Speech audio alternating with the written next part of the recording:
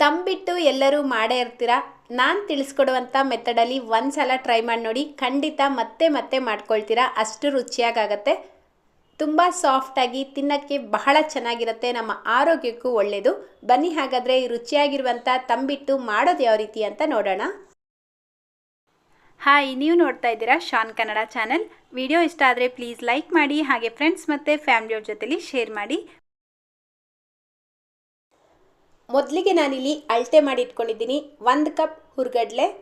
1 cup ಹುರಿಗಡಲೆ ತಗೊಂಡ್ರೆ ಬೆಲ್ಲನೂ same equal ಆಗಿ ತಗೊಳ್ಬೇಕು. ಸೊ 1 ಕಪ್ ಬೆಲ್ಲ, 3/4 ಕಪ್ಪಷ್ಟು ಕಡಲೆ ಬೀಜನ ಹುರಿದು ಸಿಪ್ಪೆ ತೆಗೆದು ರೆಡಿ ಮಾಡಿ ಇಟ್ಕೊಂಡಿದ್ದೀನಿ. ಅಕ್ಕಿ ಹಿಟ್ಟು ಅರ್ಧ ಕಪ್ ತಗೊಂಡಿದ್ದೀನಿ. ಅಂಗಡಿ ಅಕ್ಕಿ ಹಿಟ್ಟು ಅಥವಾ ಮನೆಯಲ್ಲೇ ಮಾಡಿರೋ ಅಕ್ಕಿ ಹಿಟ್ಟು ಯಾವುದು ಬೇಕಾದರೂ ಉಪಯೋಗಿಸ್ಬೋದು. ಮೊದಲು ಗ್ಯಾಸ್ ಮೇಲೆ ಒಂದು ಪ್ಯಾನ್ ಇಟ್ಕೊಂಡು 15ರಿಂದ 20 ಬಾದಾಮಿನ ಹಾಕ್ಕೊಂಡು ರೋಸ್ಟ್ ಮಾಡ್ಕೊಳ್ತಾ ಇದ್ದೀನಿ.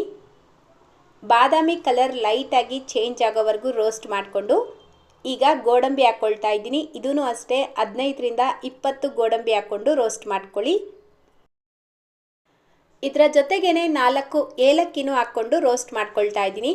ಈ ರೀತಿ ಡ್ರೈ ಫ್ರೂಟ್ಸ್ ಎಲ್ಲ ಹಾಕ್ಬಿಟ್ಟು ನೀವು ತಂಬಿಟ್ಟು ಮಾಡ್ಕೊಳ್ಳೋದ್ರಿಂದ ತಂಬಿಟ್ಟು ತುಂಬ ರುಚಿಯಾಗಿರುತ್ತೆ.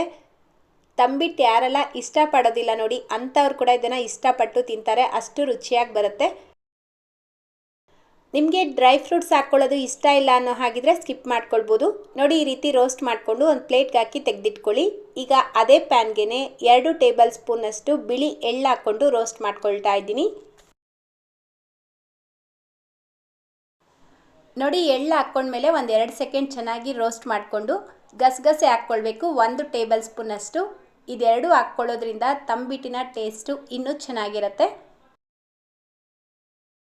ಇದನ್ನು ಜಾಸ್ತಿ ಸೀದಿಸ್ಕೊಳ್ಬಾರ್ದು. ನೋಡಿ, ಈ ರೀತಿ ಲೈಟಾಗಿ ಕಲರ್ ಚೇಂಜ್ ಆಗಿದ ತಕ್ಷಣ ಇದನ್ನು ಒಂದು ಪ್ಲೇಟ್ಗೆ ಹಾಕಿ ತೆಗೆದಿಟ್ಕೊಳ್ಬೇಕು. ನೆಕ್ಸ್ಟ್ ಈಗ ಅಕ್ಕಿ ಹಿಟ್ಟು ಹಾಕ್ಕೊಂಡು ರೋಸ್ಟ್ ಮಾಡ್ಕೊಳ್ತಾ ಇದ್ದೀನಿ. ಅಕ್ಕಿ ಹಿಟ್ಟು ಹಾಕ್ಕೊಂಡಿದ ನಂತರ ಒಂದು 2 ನಿಮಿಷ ಕಡಿಮೆ ಉರಿಯಲ್ಲೇ ಚೆನ್ನಾಗಿ ರೋಸ್ಟ್ ಮಾಡ್ಕೊಳ್ಳಿ. ಅಕ್ಕಿ ಹಿಟ್ಟಿನ ಬಣ್ಣ ಚೇಂಜ್ ಆಗಬಾರ್ದು. ಕೆಲವರು ಅಕ್ಕಿನ ರೋಸ್ಟ್ ಮಾಡಿ ನಂತರ ಅದನ್ನು ಪೌಡರ್ ಮಾಡಿ ಅದರಿಂದ ತಂಬಿಟ್ಟನ್ನ ಮಾಡ್ತಾರೆ. ಆದರೆ ಈ ರೀತಿ ಮನೇಲಿರುವಂಥ ಅಕ್ಕಿ ಹಿಟ್ಟನ್ನೇ ರೋಸ್ಟ್ ಮಾಡಿಬಿಟ್ಟು ನೀವು ತಂಬಿಟ್ಟನ್ನ ಟ್ರೈ ಮಾಡಿ ನೋಡಿ, ತುಂಬ ಚೆನ್ನಾಗಿ ಬರುತ್ತೆ.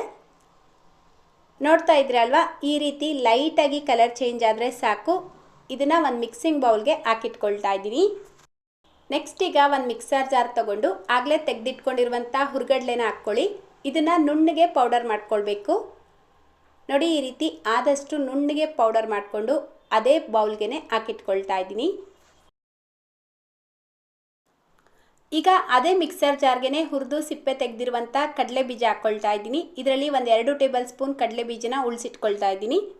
ಅದೇ ರೀತಿ ಡ್ರೈ ಫ್ರೂಟ್ಸ್ನೂ ಹಾಕ್ಕೊಳ್ಬೇಕು. ಇದೆಲ್ಲವನ್ನು ಈಗ ಲೈಟಾಗಿ ತರ್ತರಿಯಾಗಿ ಪೌಡರ್ ಮಾಡ್ಕೊಳ್ಬೇಕು. ನೋಡಿ, ಈ ರೀತಿ ಸ್ವಲ್ಪ ತರ್ತರಿಯಾಗಿ ಪೌಡರ್ ಮಾಡಿಕೊಂಡು ಅದೇ ಮಿಕ್ಸಿಂಗ್ ಬೌಲ್ಗೆ ಹಾಕ್ಕೊಳ್ತಾ ಇದ್ದೀನಿ. ಈಗ ಇದಕ್ಕೆ ನಾವಾಗಲೇ ರೋಸ್ಟ್ ಮಾಡಿ ತೆಗೆದಿಟ್ಕೊಂಡಿರುವಂಥ ಎಳ್ಳು ಮತ್ತು ಗಸಗಸೆ ಹಾಕ್ಕೊಳ್ಬೇಕು. 2 ಟೇಬಲ್ ಸ್ಪೂನ್ ಕಡಲೆ ಬೀಜ, ಹುರಿಗಡಲೆ ಹಾಕ್ಕೊಳ್ತಾ ಇದ್ದೀನಿ. ಅದೂ ಅಷ್ಟೇ 2 ಟೇಬಲ್ ಸ್ಪೂನ್ನಷ್ಟು. ಈಗ 1 ಕಪ್ಪಷ್ಟು ಒಣ ಕೊಬ್ಬರಿನ ತುರಿದ್ಬಿಟ್ಟು ಹಾಕ್ಕೊಳ್ತಾ ಇದ್ದೀನಿ. ಒಣ ಕೊಬ್ಬರಿ ಹಾಕ್ಕೊಳ್ಳೋದ್ರಿಂದ ಟೇಸ್ಟ್ ಇನ್ನೂ ಚೆನ್ನಾಗಿರುತ್ತೆ. ಇದೆಲ್ಲವನ್ನು ಈಗ ಒಂದು ಸಲ ಚೆನ್ನಾಗಿ ಮಿಕ್ಸ್ ಮಾಡಿ ತೆಗೆದಿಟ್ಕೊಳ್ಬೇಕು. ನೆಕ್ಸ್ಟ್ ಈಗ ಗ್ಯಾಸ್ ಮೇಲೆ ಒಂದು ಪ್ಯಾನ್ ಇಟ್ಕೊಂಡು ನಾವಾಗಲೇ ತೆಗೆದಿಟ್ಕೊಂಡಿರುವಂಥ ಬೆಲ್ಲ ಹಾಕ್ಕೊಳ್ಬೇಕು. ಅದೇ ಕಪ್ಪಲ್ಲೇ ಅರ್ಧ ಕಪ್ ನೀರು ಹಾಕ್ಕೊಳ್ಳಿ. ಜಸ್ಟ್ ಬೆಲ್ಲ ಕರಗಿದ್ರೆ ಸಾಕು, ಇದನ್ನು ಪಾಕ ಎಲ್ಲ ಮಾಡ್ಕೊಳ್ಳೋ ಅವಶ್ಯಕತೆ ಇಲ್ಲ. ನೋಡಿ, ನಾವು ಹಾಕಿರುವಂಥ ಬೆಲ್ಲ ಈ ರೀತಿ ಪೂರ್ತಿಯಾಗಿ ಕರಗಿದ ನಂತರ ಹೈ ಫ್ಲೇಮಲ್ಲೇ ಇದನ್ನು 1 ನಿಮಿಷ ಕುದಿಸ್ಕೊಳ್ಬೇಕು. 1 ನಿಮಿಷಕ್ಕಿಂತ ಜಾಸ್ತಿ ಕುದಿಸ್ಕೊಳ್ಬಾರ್ದು, ಅದೇ ರೀತಿ ಪಾಕನೂ ಮಾಡ್ಕೊಳ್ಬಾರ್ದು. ನೋಡಿ, ಈ ರೀತಿ ಚೆನ್ನಾಗಿ ಕುದಿಸ್ಕೊಂಡ್ರೆ ಸಾಕು. ಈಗ ಗ್ಯಾಸ್ ಫ್ಲೇಮ್ನ ಆಫ್ ಮಾಡಿಕೊಂಡು ನಾವು ಆಲ್ರೆಡಿ ಮಿಕ್ಸ್ ಮಾಡಿ ತೆಗೆದಿಟ್ಕೊಂಡಿರುವಂಥ ಪೌಡರ್ಗೆ ಈ ಬೆಲ್ಲದ ನೀರನ್ನು ಹಾಕ್ಕೊಳ್ಬೇಕು. ಈ ರೀತಿ ಫಿಲ್ಟರ್ ಮಾಡಿ ಹಾಕ್ಕೊಳ್ಳಿ. ಸ್ವಲ್ಪ ಹಾಕ್ಕೊಳ್ತಾ ಮಿಕ್ಸ್ ಮಾಡ್ಕೊಳ್ಬೇಕು. ಹಾಕಿದ ತಕ್ಷಣ ಕೈಯಿಂದ ಮಿಕ್ಸ್ ಮಾಡಬೇಡಿ, ತುಂಬ ಬಿಸಿ ಇರೋದ್ರಿಂದ ಒಂದು ಸ್ಪೂನ್ ಸಹಾಯದಿಂದ ಚೆನ್ನಾಗಿ ಮಿಕ್ಸ್ ಮಾಡ್ಕೊಳ್ಬೇಕು. ಈ ರೀತಿ ಸ್ವಲ್ಪ ಹಾಕ್ಕೊಂಡು ಮಿಕ್ಸ್ ಮಾಡ್ಕೊಳ್ಳಿ. ಒಟ್ಟಿಗೆ ಎಲ್ಲ ಬೆಲ್ಲದ ನೀರನ್ನು ಹಾಕ್ಕೊಳ್ಬಾರ್ದು.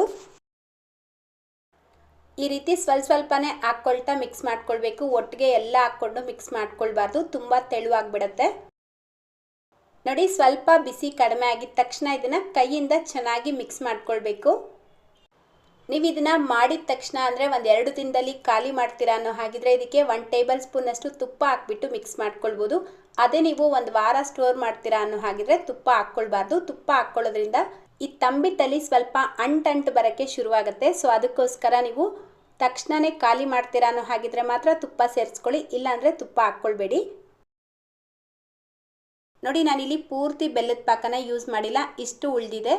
ಇದೇ ನಿಮ್ಗೆ ವೇಸ್ಟ್ ಆಗಲ್ಲ, ಟೀ ಕಾಫಿ ಮಾಡಬೇಕಾದ್ರೆ ಯೂಸ್ ಮಾಡ್ಕೊಳ್ಬೋದು. ಈಗ ಇದನ್ನು ಉಂಡೆ ಕಟ್ಕೊಳ್ಬೇಕು. ಉಂಡೆ ಕಟ್ಟಬೇಕಾದ್ರೆ ಇದು ಸ್ವಲ್ಪ ಬಿಸಿನೇ ಇರಬೇಕು, ಆವಾಗಲೇ ನೀವು ಉಂಡೆಗಳನ್ನು ಮಾಡ್ಕೊಳ್ಬೇಕಾಗತ್ತೆ. ಇದನ್ನು ಮಿಕ್ಸ್ ಮಾಡಿದ ತಕ್ಷಣ ಕೈ ತೊಳ್ಕೊಂಡು ಸ್ವಲ್ಪ ಕೈಗೆ ಎಣ್ಣೆ ಅಪ್ಲೈ ಮಾಡಿಕೊಂಡು ನಂತರ ನೀವು ಉಂಡೆಗಳನ್ನು ಮಾಡ್ಕೊಳ್ಬೇಕು. ಸ್ವಲ್ಪ ಲೈಟಾಗಿ ಪ್ರೆಸ್ ಮಾಡ್ಕೊಳ್ತಾ ಉಂಡೆ ಕಟ್ಕೊಳ್ಳಿ. ನೋಡಿ, ಅಷ್ಟೇ. ಈಗ ಎಷ್ಟು ಸಾಫ್ಟ್ ಆಗಿರುವಂಥ ತಂಬಿಟ್ಟು ರೆಡಿಯಾಗಿದೆ. ನೀವು ಬೆಲ್ಲದ ಪಾಕ ಮಾಡಿಬಿಟ್ಟು ಮಾಡಿದ್ರೆ ತಂಬಿಟ್ಟು ತುಂಬ ಗಟ್ಟಿಯಾಗಿಬಿಡುತ್ತೆ, ಕಲ್ಲು ಥರ ಇರುತ್ತೆ. ಸೊ ಅದಕ್ಕೋಸ್ಕರ ಪಾಕ ಮಾಡ್ಕೊಳ್ಬೇಡಿ, ಜಸ್ಟು ಬೆಲ್ಲನ ಕರಗಿಸ್ಬಿಟ್ಟು ಮಾಡ್ಕೊಳ್ಳಿ. ಈ ತಂಬಿಟ್ಟನ್ನ ನೀವು 10 ರಿಂದ 12 ದಿನ ಸ್ಟೋರ್ ಮಾಡಿಕೊಂಡು ತಿನ್ಬೋದು. ನೋಡ್ತಾ ಇದ್ದೀರಲ್ವಾ ಎಷ್ಟು ಚೆನ್ನಾಗಾಗಿದೆ ಅಂತ.